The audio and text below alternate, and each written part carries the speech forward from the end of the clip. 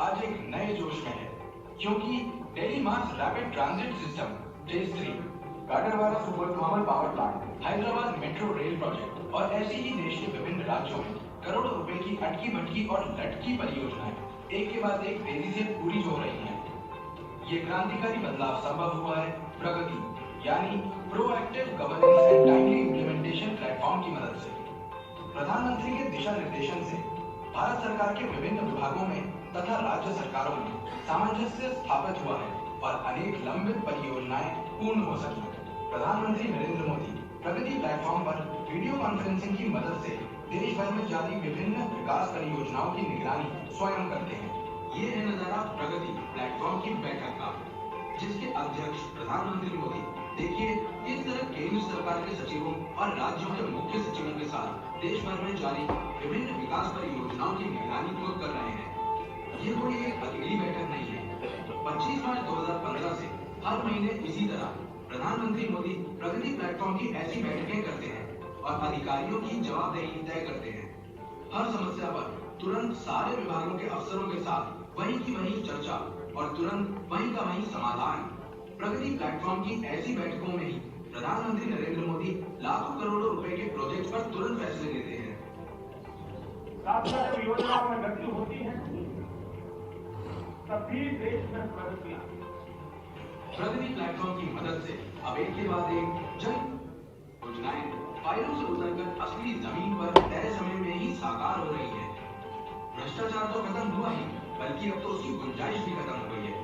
प्रगति platform की मदद से देश में तेजी के साथ चहुमुखी विकास हो रहा है और इसका लाभ दूर दराज के किसानों, गरीबों, आदिवासियों और महिलाओं तक सीधे पहुंच रहा है।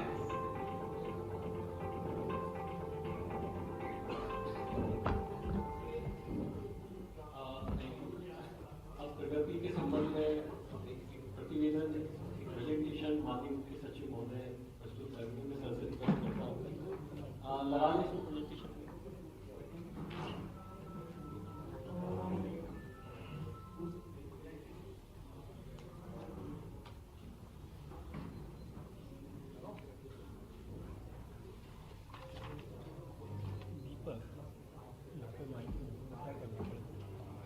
उल्टा करना पड़ेगा।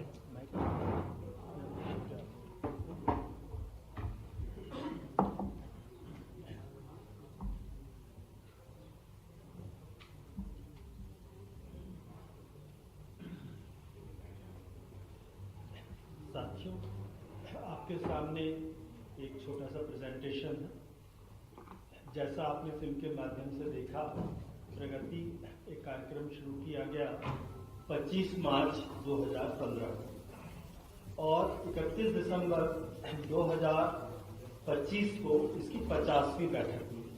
तो ये जो आज प्रेस कॉन्फ्रेंस हो रही है, प्रगति की 50 बैठकें पूरे होने के उपलक्ष्य में उसमें जो कार्रवाइयां हुई उससे पूरे देश को अवगत कराना उसका एक ऑकेजन है। जैसा आपने उसमें देखा, प्रगति का जो फुल फॉर्म है proactive governance and timely implementation. Projects time पर पूरे हो। आगे के ये कैसे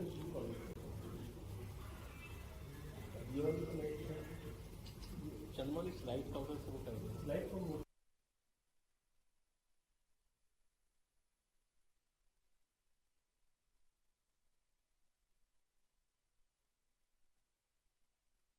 आपने देखा जब 15 मार्च को आप कैमरा सेट कर दो, बढ़िया। 15 मार्च को जब शुरू हुआ था, 25 मार्च को जब शुरू हुआ था 2015 में, तो पीएम ने जो कहा था ये कोट आपको प्रेजेंटेशन में दिख रही है। आज पूरा विश्व भारत को बड़ी उत्सुकता से देख रहा है। ऐसे समय में यह अत्यंत आवश्यक है कि भारत की शासन व्यवस्था और अधिक प्रभावी, अधिक संवेदनशील बने। इसी दिशा में प्रगति प्लेटफॉर्म एक महत्वपूर्ण कदम है।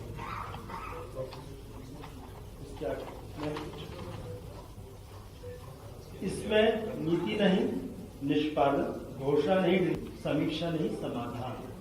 ये इस जो बैठक की कार्य संस्कृति है वो इस तरफ काम करती है। प्रगति के जो रिजल्ट्स आए, प्रोजेक्ट्स जो आए वो अभी हम आगे बताएंगे। पर उसके लिए जो व्यवस्था में मूलचूल परिवर्तन हुआ, एक परिवेश पोर्टल बना। परिवेश पोर्टल, उसके पहले जो सबसे कारण की समीक्षा हुई विलंब की, लैंड एक्विजिशन, फॉरेस्ट क्लियरेंस और पैसे का और समय को उपलब्ध नहीं, ये मुख्य रूप से है। तो फॉरेस्ट क्लियरेंस और एनवायरमेंटल क्लियरेंस को सालों साल लगते थे। जब एक आदमी दूसरे को चिट्ठी लिखता था, फिर वो एक कमी निकालते थे, तो पूरा एक परिवेश पोर्टल बनाया गया। पहले परिवेश 1.0 बना, उसका एक परिष्कृत रूप परिवेश 2.0 लागू है। तो पूरे देश के सारे प्रोजेक्ट प्रोपोनेंट्स जो अपना प्रोजेक्ट बना रहे हैं, राज्य सरकार का वन मंत्रालय और केंद्र सरकार का वन एवं एनवायरमेंट मिनिस्ट्री, वो सब पोर्टल के माध्यम से जुड़े हुए हैं। तो एक से दूसरे को चिट्ठी नहीं लिखनी पड़ती, हम केवल जानकारी रखते हैं, प्रोजेक्ट प्रोपोनेंट अपना प्रस्ताव रखता है, उसी पे समीक्षा होती है। It's total online process. इसी प्रकार से पीएमजी पोर्टल बनाया गया। पीएमजी पोर्टल में प्रोजेक्ट मॉनिटरिंग के पूरे टूल्स पड़े हैं। पहले तो ये होता था कि जब मान लीजिए आपने कहा ये प्रोजेक्ट 3 साल में पूरा होगा, 3 साल तक काम शुरू भी नहीं हुआ तो भी पता नहीं लगता था कि प्रोजेक्ट डिलेड है। तब तक प्रोजेक्ट को माना जाता था कि अभी प्रोजेक्ट समय सीमा में है। अब उसके माइलस्टोन सेटअप हो गए। ये पूरा का पूरी व्यवस्था एपीआई आधारित है कि किसी आदमी को कोई डेटा एंट्री नहीं करनी पड़ती। जो प्रोजेक्ट अपना चल रहा है वो अपनी डेटा एंट्री जो नॉर्मल सिस्टम में करता है, वो सारा डेटा यहाँ पर जो प्रगति का सेक्रेटरिएट है उसके पास ऑटोमेटिकली आ जाता है, उसकी समीक्षा हो जाती है।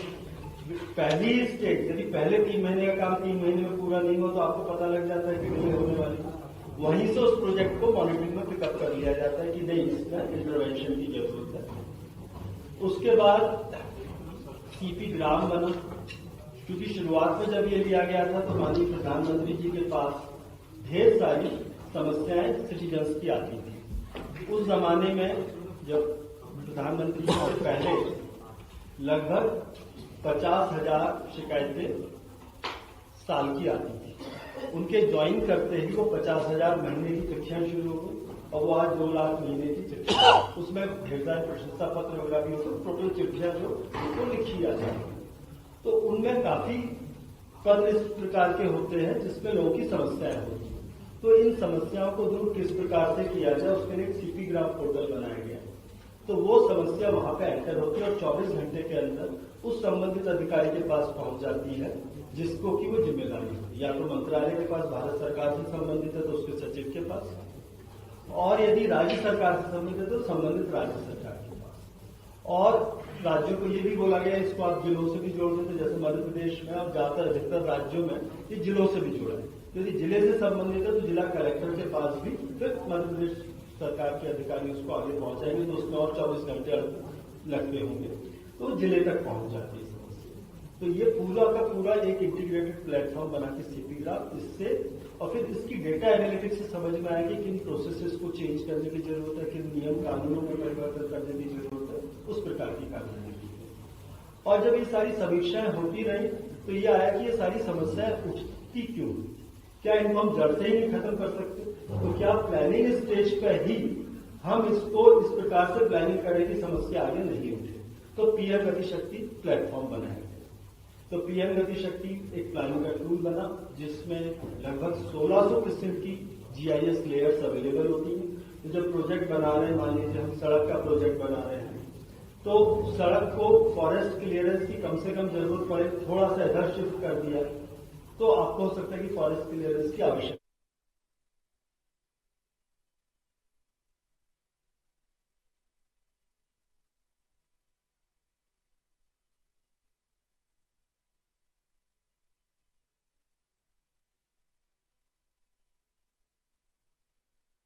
मकर संक्रांति की आप सबको बधाई।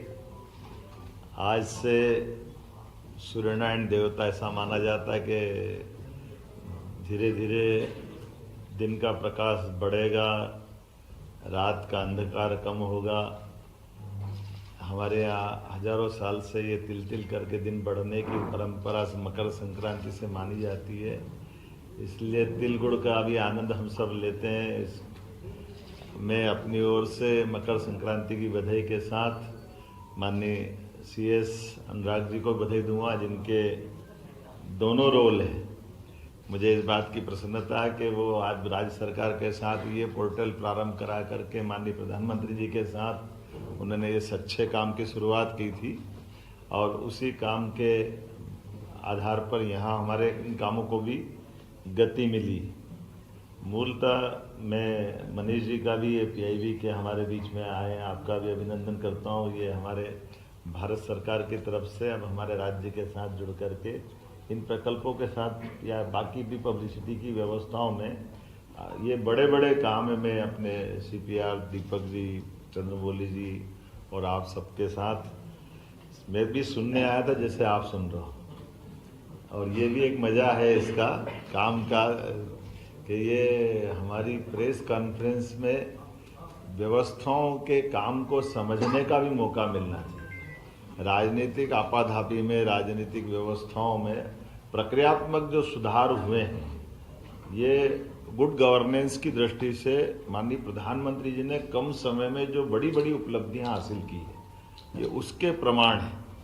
क्योंकि ये हवा में कुछ भी नहीं है, जो है आधुनिक तकनीक के बलबूते पे समय सीमा के अंदर देश के वो राजनेता जिनके पास देश और दुनिया की तमाम जवाबदारियां हैं, लेकिन उन जवाबदारियों के बावजूद भी बारीक से बारीक बातों पे पकड़ के साथ उस पर काम करना, प्रक्रियात्मक सरलता के साथ काम करना, व्यवस्थाओं पे ध्यान देना और जवाबदार पूर्ण तरीके से सरकार की छवि दुनिया के सामने बनाना।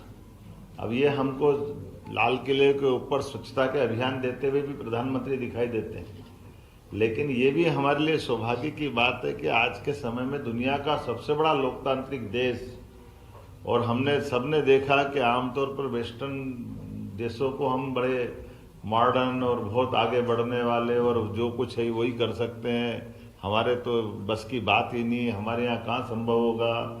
और वो इसी का धीरे धीरे करके जो क्षरण हुआ कि आते आते आते संयुक्त दल की सरकारें बनने लग गई, 1-2 दल की सरकार के बजाय 24-24 दलों से सरकारों की तरफ बढ़ गए। उसका दुष्परिणाम क्या आया, हमने सबने, देश ने भुगता है। कि आप देखो कि हमारे यहाँ 1 या 2 रेल चलती थी तो रेल मंत्री, कोई राज्य भी हमेशा इस बात के लिए पीछे पड़ते थे कि रेल मंत्री, हम रेल मंत्रालय हमको दे दो। क्यों दे दो? तो वो चाहे बिहार हो या बंगाल, 1 रेल हमारे यहाँ से चल जाएगी, 2 रेल चल जाएगी। अरे 1-2 के चल जाएगी, 100 चल जाएगी। आज बदलते दौर में वो रेल मांगना, रेल मंत्री का बजट का मूल बजट के साथ जोड़ना, वो अंग्रेजों की पद्धतियां, ये जो गए जमाने जब अंग्रेजों ने रेल अपने लिए स्टार्ट की थी तो उनने उस रेल के ऊपर अपना नियंत्रण रखा था, क्योंकि उस समय स्टेट अपने अपने बजट से चलते थे तो रेल का खर्चा भी वो स्टेट से निकलवाते थे, लेकिन ट्रांसपोर्टेशन का पूरा लाभ अपने पास रखते थे, पकड़ अपने पास चलाते थे। लेकिन ये छोटी छोटी बातों पे ध्यान नहीं जाने का दुष्परिणाम क्या निकला। लेकिन आज मुझे इस बात की प्रसन्नता है कि आज हमारे देश के साथ विकास का भी और विकास के साथ भविष्य की आवश्यकताओं का दृष्टिकोण भी कितना युक्ति युक्त होना चाहिए, या इसको ज़्यादा शब्द और प्यूरिफाई बोलो तो तीक्ष्ण होना चाहिए। कि आज मैं जब थोड़े दिन पहले असम की यात्रा से लौट के आया और असम के अंदर नागालैंड, मिजोरम और ये जब हमने इन्वेस्टर समिट की तो इस प्रकार से जब उनने बात, वहाँ एक पंजाब के एक सरदार जी आए हुए थे इन्वेस्टमेंट कर लिए वहाँ के मुख्यमंत्री और उनसे बात करने, तो मैंने कहा आप हमारे यहाँ करो। तो हमने कहा आपके यहाँ क्या दे रहे हो? तो हमने कहा हम भी वही दे रहे हैं, 100 करोड़ के होटल डालोगे 30 करोड़ का आपको अनुदान दे देंगे। उन्होंने कहा ये तो हो गया, अब GST में क्या कर रहे हो? अब हमारा तो दिमाग घूम गया, GST में क्या करें हम, तो GST तो भारत सरकार करेगी, GST तो जो लगेगी वो तो लेना पड़ेगी। उन्होंने कहा नहीं, यह पूर्वोत्तर राज्यों में भारत सरकार के द्वारा 20 साल तक GST भी माफ कर दिया। अब ये जो दृष्टिकोण है कि पूर्वोत्तर राज्यों का डेवलपमेंट कराना है, तो उनको ये अलग से और क्या प्रमोशन कैसे देना चाहिए। उन्होंने कहा ये प्लाट और भूखंड और इनकी व्यवस्थाओं की जो लागत और उस सब में भी, तो बॉर्डर के अंदर तक सड़क पहुंचाना, बॉर्डर के अंदर तक रेल की लाइन डलवाना, भविष्य में चुनौती के लिए आने वाले समय में जब देश की सीमा सुरक्षित होगी तो देश अच्छा चलेगा। तो ये जो भविष्य की दृष्टि से योजना बनी, और आज भी देखो कितनी अच्छी बात अभी अनुराग जी बता ही रहे थे कि ये गोंदिया जबलपुर की बात करें तो गोंदिया जबलपुर बोलने से केवल नाम ध्यान में आता है कि गोंदिया जबलपुर है, लेकिन गोंदिया जबलपुर में उसमें जो दूसरी चीज देख रहा हूँ कि हमारे पास जबलपुर से आने जाने के लिए आज अपना एक रास्ता है बालाघाट, मंडला, सिवनी से नागपुर, मुंबई, कलकत्ता, चेन्नई सीधे जोड़ने का। अब काहे के लिए इटारसी लाओ बार बार जबलपुर से, नहीं तो हम हमेशा जबलपुर ही आना, जबलपुर इटारसी आना पड़ता था। अब इसके बदले में क्या हुआ, सीधा वहीं से कलकत्ता और चेन्नई और सीधी ट्रेन निकल जाएगी जब आगे जाकर गोंदिया से। तो ये जो अंदर के रास्ते हैं, जैसे उदाहरण के लिए अभी अपने को 18,500 करोड़ की रेल लाइन मिली इंदौर मनमाड़, ये प्रगति पोर्टल का लाभ है कि सीधे यहाँ से अभी वापस रतलाम जाओ, रतलाम से गुजरात जाओ, गुजरात से बम्बई जाओ, जरूरत नहीं, सीधे ही डायरेक्ट मनमाड़ निकाल दी इंदौर से उज्जैन होके। तो ये अपने लिए भविष्य की दृष्टि से एक एक करके कितनी सारी बातें हैं, लेकिन जो मूल बात अपने बीच में है कि राज्यों के बीच राजनीतिक दृष्टि से भले ही हमारी प्रतिद्वंदिता है, मत भिन्नता है, लेकिन देश की दृष्टि से हमारे लिए तमिलनाडु का भी वही महत्व है जो केरल का महत्व है। विभिन्न राज्यों के बीच में विकास के मामले को लेकर के इस प्रगति पोर्टल में मूलभूत जरूरी चीजों के लिए केंद्र राज्यों के बीच जैसे भूगर्भ संपदा का अगर दोहन करना है तो देश के हित में वो कैसे हो सकता है, तो वो हमारा झारखंड जैसा राज्य हो, वहां पे भी अगर फॉरेस्ट की दिक्कत है तो उस पोर्टल में किसी की जरूरत नहीं, वो अपने आप ऑटोमेटिक हमारे यहाँ के वरिष्ठ अधिकारी, भारत सरकार के वरिष्ठ अधिकारी और इन समस्याओं को सूचीबद्ध करते हुए अपने आप सॉल्व कर लेंगे। अभी थोड़े दिन पहले मैं पीएम से मिलने गया तो वहाँ 2 मुख्यमंत्री बैठे हुए, रेवंत रेड्डी जी और एक और मुख्यमंत्री। तो हमने कहा आप यहाँ कैसे आए, तो बोले हमारे राज्यों के मसले को लेकर आए। तो हमने कहा ये तो मजाक करी, मेरे परिषद के साथी रेवंता, हम परिषद में पहले थे, आजकल वो कांग्रेस में है। तो हमने कहा ये तुम यहाँ कैसे, अरे बोले साहब आपकी सरकार में सबसे ज़्यादा मदद हमको मिलती है क्योंकि हमने अपनी प्रक्रियात्मक व्यवस्थाओं में बात करना चालू करी और मोदी जी और सरकार से कोई कष्ट ही नहीं आता। इसलिए उनने एक उदाहरण दिया, मैं आपको सबको शेयर कर सकता हूँ। उदाहरण उन्होंने दिया कि ये जो हमारे राज्य का बंटवारा हुआ तेलंगाना और आंध्र के बीच में, तो तेलंगाना में हमारे पास आ गया हैदराबाद, हमारी पुरानी राजधानी है। अब उनने अमरावती नहीं बना दी तो अमरावती के लिए पूरा इंफ्रास्ट्रक्चर और वो उनको आंध्र प्रदेश को अपना खड़ा करने के लिए मौका मिल रहा है। अब हमारी अपने हैदराबाद के लिए क्या करें, तो उन्होंने कहा हैदराबाद के लिए हमने उसी तर्ज पर 30,000 एकड़ का बड़ा प्लान लिया और बड़े प्लान में एयरपोर्ट से लेके बहुत सारी चीजें उनने सब कुछ जोड़ के देखा जो एक तरह से आंध्र वाले कर रहे हैं। तो बोले ये सब इतना पूरा प्रोजेक्ट हमको भारत सरकार की मदद से मिला। तो ये अपने आप में उदाहरण बताता है कि ये राज्यों के बीच मत की जिस दिन सरकार बनती उस दिन अनाउंसमेंट हो गया, लेकिन चुनी हुई सरकार सब एक है, राज्य कोई भी हो, देश तो एक है। ये बड़े मन से काम करना ये उदाहरण है। ये उसी प्रकार का उदाहरण है जैसे केन बेतवा नदी जोड़ो अभियान, अभी अटल जी के टाइम चलना था, लेकिन ये चलते चलते खसकते खसकते माननीय मोदी जी के यहाँ तक आया। लेकिन इसी योजना में हमको ध्यान में आया कि 1 लाख करोड़ का निवेश, उसमें 50,000 करोड़ भारत सरकार दे रही, हमारा तो 5% लग रहा है। और अगर इंजीनियर ढंग से प्लान बनाते तो वो हमारा बहुत सारा तो काम वैसे हो जाएगा। ऐसे पीकेसी योजना, पार्वती काली सिंह चंबल योजना, ये राजस्थान से 20 साल से चल रहा था। और मजे की बात ये कि इसकी मॉनिटरिंग भी वहां से होती है, हम कोई कागज आगे पीछे देने में हो जाए तो उनकी चर्चा होती। और आज ये इसी बात का माननीय प्रधानमंत्री से मिलने जाए या गृह मंत्री से मिलने जाए तो मिलने जाने में भी हमारे प्रोजेक्ट पहले पूछते हैं कि आपके प्रोजेक्ट कौन कौन से, उनकी क्या स्थिति है, बाद में हमारी अपनी शिष्टाचार की मुलाकात हो जाएगी। तो ये बदलते दौर का समय है और इसके आधार पर निश्चित रूप से मैं मान के चलता हूँ कि अद्भुत समय चल रहा है। ये सारे प्रोजेक्टों की बात मैं दोबारा नहीं दोहराऊंगा, माननीय सीएस ने रख दी है। और ये खासकर हमारे लिए कार्य संस्कृति का बदलाव का जो समय आया और राज्य और केंद्र के बीच में जो समन्वय हुआ और मध्य प्रदेश के परिप्रेक्ष्य में केवल आपको ये आंकड़े में ही ध्यान में आ जाएगा कि 108 परियोजना तो पूर्ण हो गई, उसमें 2,61,340 करोड़ की एक सफलतापूर्वक चालू हो गई और ये 5,24,471 की 101 योजना है ये कार्यान्वयन में है और सक्रिय निर्माण चल। आपके राज्य का कहीं अच्छा आंकड़ा हो तो हम विधानसभा में उसको भी सुनेंगे, लेकिन ये हमारे माननीय प्रधानमंत्री जी के काम करने का तरीका है मैं तो ये देख के आनंद आ गया, उन 50% की प्रोग्रेस और 67% की ये जो आपने आंकड़ा बताया है, और इसी के साथ साथ ये लंबी बातें तो क्या है, लेकिन सच में 20 परियोजना अधोसंरचना की पूरी हो गई, 19 कार्यान्वयन में है, 97% की सफलता है। और केंद्रीय योजनाओं में रेल मंत्रालय की 14 परियोजना, सड़क मंत्रालय की 13 परियोजना, विद्युत मंत्रालय की 5 योजनाएं, और रिन्यूएबल एनर्जी को तो ऐसा प्रोत्साहन दे रहे हैं कि हमारे यहाँ सबसे भाग्य से इसी तीनों तरह की रिन्यूएबल एनर्जी की संभावना है। और वनों के मसले भी हमारे पास बहुत है, लेकिन वनों के मामले में भी, और ये प्रधानमंत्री जी की उदारता भी है कि हमारे यहाँ राज्य में आके चीते भी छोड़ते और जन्मदिन भी मनाते हैं। ये हमारे लिए सौभाग्य की बात है। पीएम मित्रा पार्क के माध्यम से हमारा पूरा ये कपास का किसानों का 6 लाख किसानों का जीवन बदलने का कितना बड़ा निर्णय है। मैं आज बहुत ज़्यादा नहीं बोलता हूँ, संक्रांति है, पतंग उड़ाना है, बहुत सारी जगह जाना है, तो अपने लिए आप अपनी तरफ से इसको अपन समेटते हैं। कोई ज़रूरी बात हो तो ज़रूर कर सकते हैं।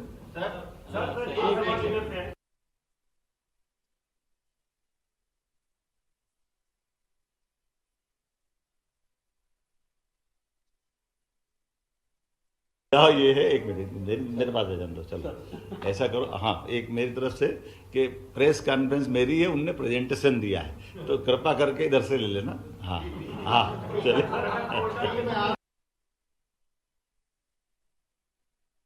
बता देगा मनोरंजन जी।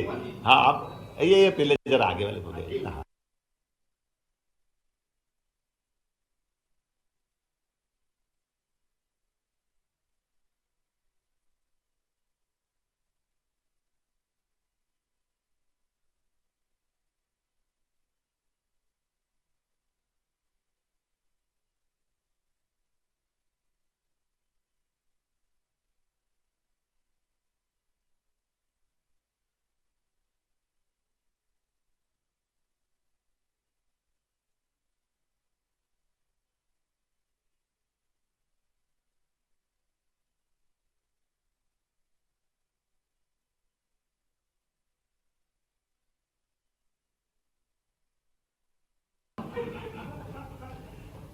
ये जिस चीज़ का विषय आपने उठाया, उसके लिए तमिलनाडु जाकर के संबंधित फैक्ट्री में जहाँ बनती थी उसको पकड़ के ला करके हमारी जेल में वो आज तक बंद है।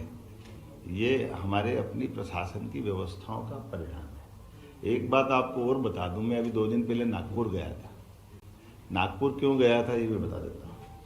मुझे ध्यान में आया कि जबलपुर से लेके छिंदवाड़ा तक के, बल्कि बैतूल के यहाँ से हमारे सारे बड़े बड़े हॉस्पिटलों के इलाज अधिकांश लोग हमारे राज्य के, जो भौगोलिक एरिया बहुत बड़ा है, तो ये कुछ कुछ कारण से उधर ज़्यादा इलाज पर निर्भर करते हैं। तो जैसे उसमें भी वही हुआ था कि जो बीमार यहाँ होते हैं और भर्ती वहाँ होते हैं, तो हमारे राज्य के हॉस्पिटल में भर्ती हो तो मालूम पड़ जाए, वो मालूम ही नहीं पड़ता, तो वो उसके जो कठिनाई आती है। और फिर आपने देखा होगा कि वो सरकारी हॉस्पिटल में भी भर्ती नहीं थे, वो तो प्राइवेट हॉस्पिटल, उनका खुद का, जो सरकारी में नौकरी करते, लेकिन वो डॉक्टर साहब अपने घर में से ही हॉस्पिटल चलाते थे। उनकी, बल्कि उनकी पत्नी के पास फार्माकोस का लाइसेंस, वही थोक के सप्लायर भी वही, और उनका ही मेडिकल स्टोर। तो वो कई दिन तक तो उनको ही नहीं समझ में आया कि उनकी बीमारी से हुआ क्या है। अब मैं उस पर इसलिए आप विस्तार से पूछो तो अलग से बता दूंगा, लेकिन कोई बात, अब इस विषय पे अपन इस तरह से करेंगे कि हमारे द्वारा जो वहाँ पे संबंधित, ये अभी जैसे सैंपल जांच की लेब नहीं थी, तो हमने पूरे संभाग में पहले लेब खुलवाना चालू कर दी, क्योंकि अगर कोई गलती हो रही तो भले हमारे राज्य में नहीं बन रहा, लेकिन हमारे राज्य के लोगों को नुकसान हो तो मालूम तो पड़ जाए।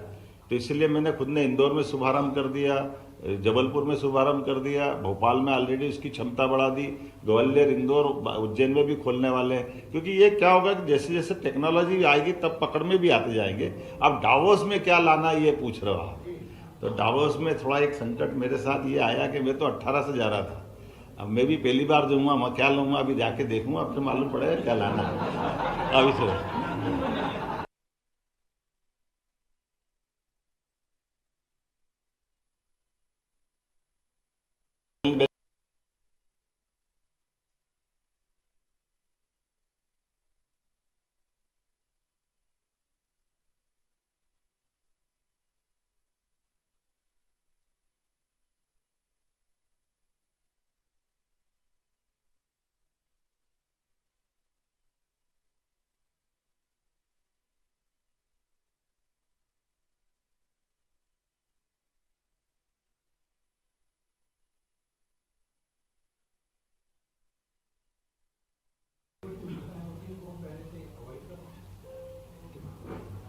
दोनों तीनों बातें ऐसी है कि ये आपने अच्छा सुझाव दिया है और एआई का जमाना भी है, इसका जितना अच्छा उपयोग हो सकता तकनीक का करेंगे।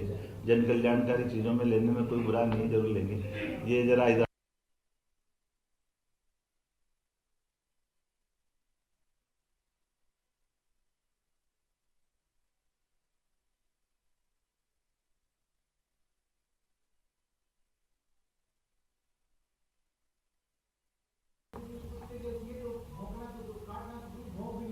ये उनके दल के अंदर हो रहा था, मैं क्या करूं इसके लिए। उन्होंने अच्छी बात रखी, अपने उनके नेताओं को धन्यवाद देना चाहिए। उनके अपने राज्य में ऐसा हो रहा है, खासकर उनके दल के अंदर। उनने कहा कि हमको ये विचार करना चाहिए और क्या क्या बोले हैं। मैं उनके दल के अंदर तो नहीं बोलूँगा, लेकिन हमारे दल के अंदर से बता सकता हूँ। हमारे अपने राज्य के अंदर, हमारे देश के अंदर हमारे दल ने पहली बार आदिवासी बहन को राष्ट्रपति पद तक पहुँचाया। ये हमारे दल ने किया। हमारे ही दल के माध्यम से हमारे माननीय सभी गवर्नरों में इस बात का ध्यान रखा गया। सबको साथ में लेके चलने का, सबका साथ सबका विकास। सभी राज्यों के मुख्यमंत्री इस बात के उदाहरण हैं। हमारे आप बताओ, इसी रायपुर में माननीय विष्णुदेव साय जी, उड़ीसा में माननीय मुख्यमंत्री मोहन चरण मांझी जी। तो ये हमारे दल की विशेषता है कि हम सबका विचार करते हैं। कांग्रेस खाली बोलती है, करती नहीं। हाँ शरद जी अरे आप लोग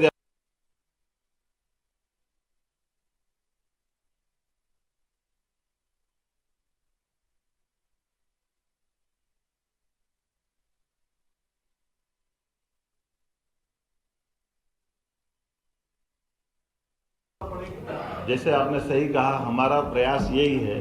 बीते समय हमने आरक्षण को लेकर सर्वदलीय बैठक की थी। इसके बाद एक दिन का विशेष सत्र बुलाया, जिसमें 2047 तक का हमने अमृतकाल की कल्पना की कि आखिर हम विजन रखें। ये 3 साल का आगे का बजट भी उसी प्रकार से ले जा रहे हैं कि हम 5 साल की सरकार है तो 5 साल तक का प्लान बना के चले। और मैं मान के चलता हूँ कि आने वाले समय में और ऐसे सकारात्मक जो सुझाव आते रहेंगे